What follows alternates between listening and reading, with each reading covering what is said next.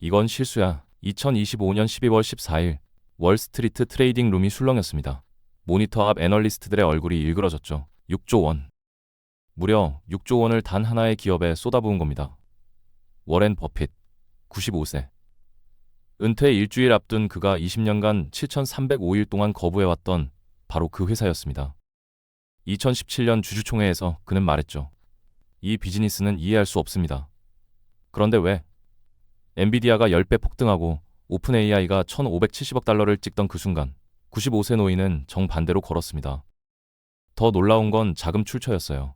애플 지분 15%를 팔아서 만든 돈이었거든요. 대체 뭘 본 걸까요? 1941년 주당 38달러, 11살 워렌 버핏은 용돈을 모아 생애 첫 주식을 샀습니다. 시티즈 서비스라는 회사였죠. 그런데 다음 날부터 주가가 내려가기 시작했어요. 37달러, 35달러, 32달러. 11살 소년의 심장은 매일 밤 쿵쾅거렸습니다. 27달러까지 떨어졌을 때 어린 버핏은 이불을 뒤집어 쓰고 후회했죠. 내가 왜 주식을 샀을까? 하지만 꼬마는 견뎠습니다. 팔지 않고 버텼어요. 그리고 기적처럼 주가가 회복되기 시작했죠. 35달러, 37달러, 38달러. 드디어 본전이었습니다. 40달러, 주당 2달러 수익, 총 5달러를 벌었을 때 버핏은 재빨리 팔았어요. 휴, 겨우 본전 찾았다. 안도의 한숨을 쉬며 뿌듯해했던 그 순간까지는 좋았습니다. 그런데 말이죠. 버핏이 판 그 주식은 멈추지 않았어요. 50달러, 80달러, 120달러, 결국 200달러까지 폭등했습니다. 조금만 더 참았더라면 5배 수익이었던 거예요. 5달러가 아니라 500달러를 벌 수 있었던 겁니다.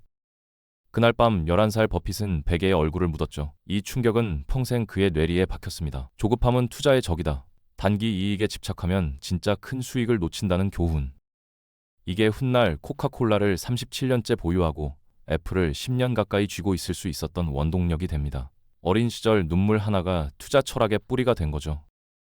주식이 뭡니까? 1950년 컬럼비아 대학원 강의실, 벤저민 그레이엄 교수가 학생들에게 물었습니다. 한 학생이 손을 들었죠. 돈 벌 수 있는 종이 아닙니까? 그레이엄은 천천히 고개를 저었어요. 틀렸습니다. 강의실이 조용해졌습니다. 주식은 실제 사업의 소유권입니다. 여러분은 종이를 사는 게 아니라 그 회사의 일부를 사는 겁니다. 20살 워렌 버핏의 세계가 그 순간 뒤집어졌죠. 그레이엄은 칠판에 두 단어를 적었습니다. 가격 대 가치. 시장은 단기적으로는 인기투표 기계입니다. 그가 분필로 인기투표를 동그라미 쳤어요. 하지만 장기적으로는 저울입니다. 진짜 가치를 재는 저울이죠. 무슨 뜻일까요? 단기적으론 감정과 유행에 따라 주가가 들썩이지만 결국엔 기업의 진짜 가치가 주가에 반영된다는 겁니다. 2020년 테슬라 광풍을 떠올려 보세요. 30대 김민수 씨는 모두가 전기차가 미래다 외칠 때 뒤늦게 뛰어들었습니다. 하지만 테슬라가 실제로 얼마나 차를 팔고 공장은 몇 개고 이익은 얼마인지 확인하지 않았죠. 인기 투표에 참여한 겁니다. 결과는 참담했어요. 그레이엄이 버핏에게 심어준 이 철학, 단기 주가 변동이나 시장 유행에 휩쓸리지 말고 기업의 본질적 가치에만 집중하라는 것. 이 시기에 정립된 가치 투자 철학이 훗날 버크셔 해서웨이를 세계 최고 투자회사로 만든 밑거름이 됩니다.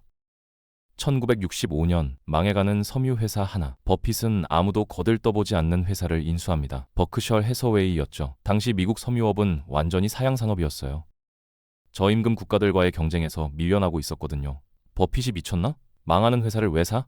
사람들은 고개를 저었습니다. 하지만 버핏의 계획은 따로 있었죠. 섬유 사업은 접고 이 회사를 완전히 다른 것으로 바꾸는 거였어요. 1967년 천재적인 한 수를 둡니다. 보험회사를 인수한 겁니다. 왜 하필 보험이었을까요? 비밀은 플로트라는 개념에 있었어요. 보험회사 구조를 보세요. 고객들이 보험료를 먼저 내고 보험금은 나중에 사고 났을 때만 지급하잖아요. 그 사이 기간 동안 어마어마한 돈이 보험사 계좌에 쌓이는 겁니다. 이게 바로 플로트 자금이죠. 더 놀라운 건 이 돈에 이자를 낼 필요가 없다는 거예요. 은행 대출은 이자를 내야 하지만 보험료로 들어온 돈은 사실상 공짜 자금인 겁니다. 버핏은 이 플로트 자금을 주식 투자에 쏟아부었어요. 1970년대 수천만 달러였던 플로트는 시간이 지나면서 기하급수적으로 불어났습니다. 2024년 기준 1690억 달러, 우리 돈 203조 원이죠. 2008년 금융위기 때 모두가 패닉에 빠져 주식을 파치울 때 버핏은 골드만삭스에 50억 달러를 투자할 수 있었던 겁니다. 플로트 전략, 이게 바로 버크셔가 60년간 시장을 이긴 숨겨진 엔진이었습니다. 1988년 월스트리트는 코카콜라를 비웃었습니다. 설탕물 파는 회사잖아. 성장 가능성이 어디 있어? 애널리스트들은 코카콜라를 저성장 기업으로 분류했죠. 그런데 버핏은 10억 달러를 쏟아부었어요. 사람들은 고개를 갸웃거렸습니다. 대체 뭘 본 거야? 버핏이 본 건 설탕물이 아니었어요. 아프리카 오지 마을, 중동 사막 한가운데, 히말라야 산골짜기, 전 세계 어디를 가도 사람들은 코카콜라를 찾았습니다. 펩시도 있고 닥터페퍼도 있고 수백 개의 콜라 브랜드가 있었지만 코카콜라 특유의 그 맛은 아무도 따라할 수 없었거든요. 이게 경제적 해자였던 겁니다. 누군가 내일 당장 똑같은 맛을 만든다 해도 130년 쌓인 브랜드 파워는 절대 복제할 수 없어요. 현재 이 투자 지분 가치는 200억 달러가 넘습니다. 20배 수익이죠. 2000년이 왔습니다. 닷컴 버블의 광풍이 몰아쳤어요. 인터넷 기업에 투자 안 하면 바보, 매출도 없는 회사들이 주가만 폭등했습니다. 사람들은 버핏을 조롱했죠. 늙은이는 시대를 못 따라가네. 하지만 버핏은 미동도 하지 않았어요. 이해하지 못하는 회사엔 투자하지 않습니다. 2001년 나스닥이 78% 폭락했을 때 버핏의 포트폴리오는 손실 없이 멀쩡했습니다. 2008년 금융위기가 터졌습니다. 리먼 브라더스 파산, 다우 지수는 하루에 7%씩 폭락, 사람들은 패닉에 빠졌죠. 그때 버핏은 골드만삭스에 50억 달러를 투자했어요. 남들이 욕심낼 때 두려워하고 남들이 두려워할 때 욕심을 내라. 그의 격언을 몸소 실천한 겁니다. 60년간 무너지지 않은 이유, 철칙이 있었기 때문입니다. 첫 번째 원칙, 이해할 수 있는가? 버핏은 비트코인에 투자하지 않았어요. 왜냐고요? 이해할 수 없었으니까요. 아무리 다른 사람들이 떼돈을 번다 해도 자신이 이해 못하면 절대 손대지 않았던 겁니다. 두 번째는 경제적 해자입니다. 경쟁자가 쉽게 진입할 수 없는 방어막이 있는지 보는 거죠. 코카콜라의 브랜드, 애플의 생태계, 이런 게 해자예요. 누군가 내일 당장 코카콜라와 똑같은 맛을 만든다 해도 130년 쌓인 브랜드는 절대 복제할 수 없거든요. 세 번째는 현금 흐름입니다. 미래의 막연한 가능성이 아니라 지금 당장 돈을 벌고 있는가를 보는 거예요. 2020년 수소차 관련주들 기억하시나요? 10년 후엔 수소차 시대라는 장밋빛 전망만 난무했죠. 하지만 실제로 차를 팔아서 이익을 내는 회사는 거의 없었어요. 결과는 대부분 주가가 90% 이상 폭락했습니다. 네 번째 원칙은 더 극단적이에요. 영원히 보유할 수 있는 기업인가? 버핏은 주식을 사고 팔 생각이 없습니다. 한번 사면 죽을 때까지 갖고 가려고 하죠. 코카콜라 37년째 보유 중 아메리칸 익스프레스는 30년 넘게 쥐고 있어요. 다섯 번째는 시간의 테스트입니다. 10년 후에도 이 비즈니스가 작동할 것인가? 유행은 변하지만 본질은 변하지 않죠. 10년 후에도 사람들은 콜라를 마시고 신용카드를 쓰고 보험에 가입할 겁니다. 1965년 버크셔에 $1000를 투자했다면 2024년엔 4,400달러가 됐어요.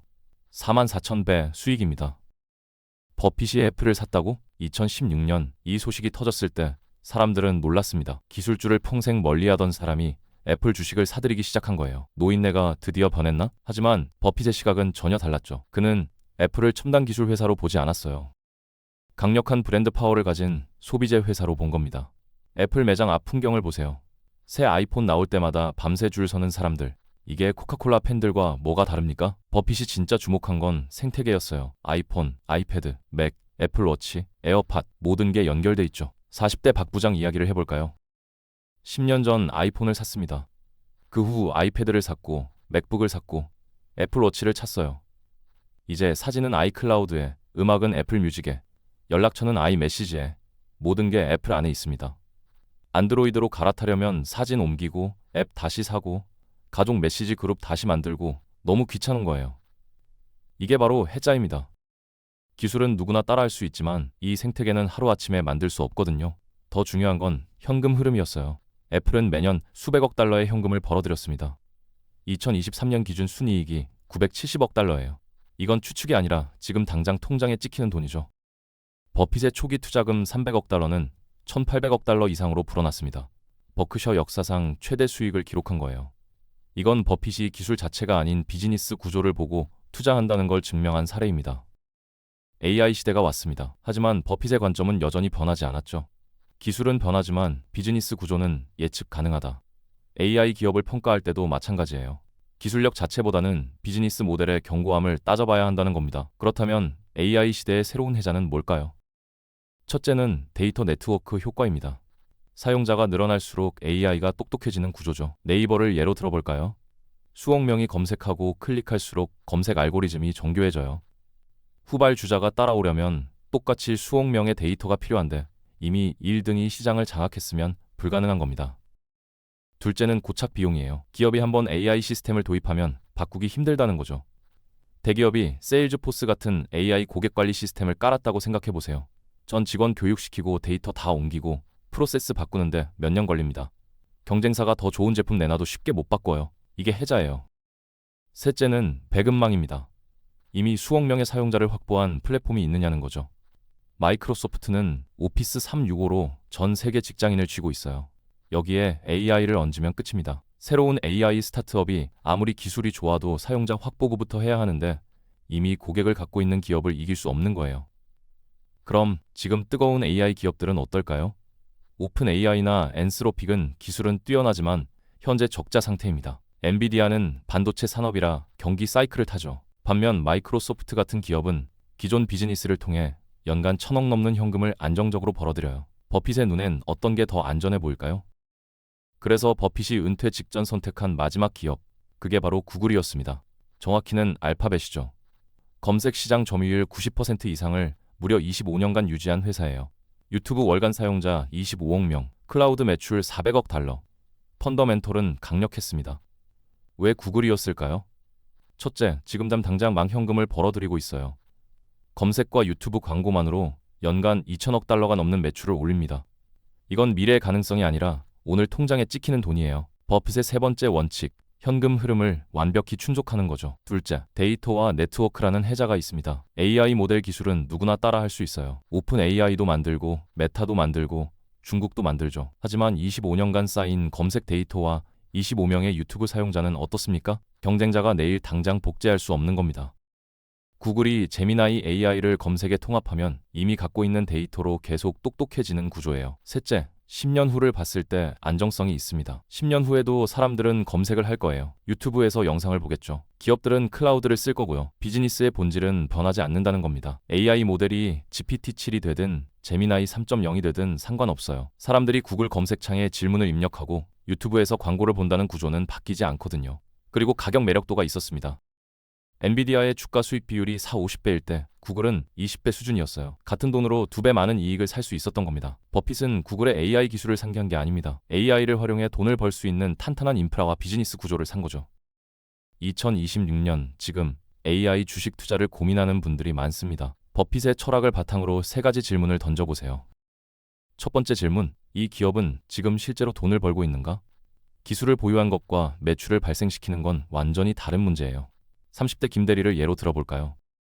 작년에 AI 번역 스타트업 주식을 샀습니다. AI 시대엔 번역이 대박이라는 유튜브 영상을 봤거든요. 하지만 그 회사는 실제 고객이 거의 없었어요. 기술 데모만 있었죠. 1년 후 주가는 80% 폭락했습니다. 실질적인 고객과 반복 매출을 확인해야 해요. 두 번째 질문, 경쟁자가 따라올 수 없는가? 기술은 모방 가능합니다. 하지만 축적된 데이터와 네트워크는 하루아침에 만들 수 없어요. 구글이 25년간 쌓은 검색 데이터, 유튜브의 25억 사용자, 이런 건 돈 많이 써도 복제가 불가능합니다.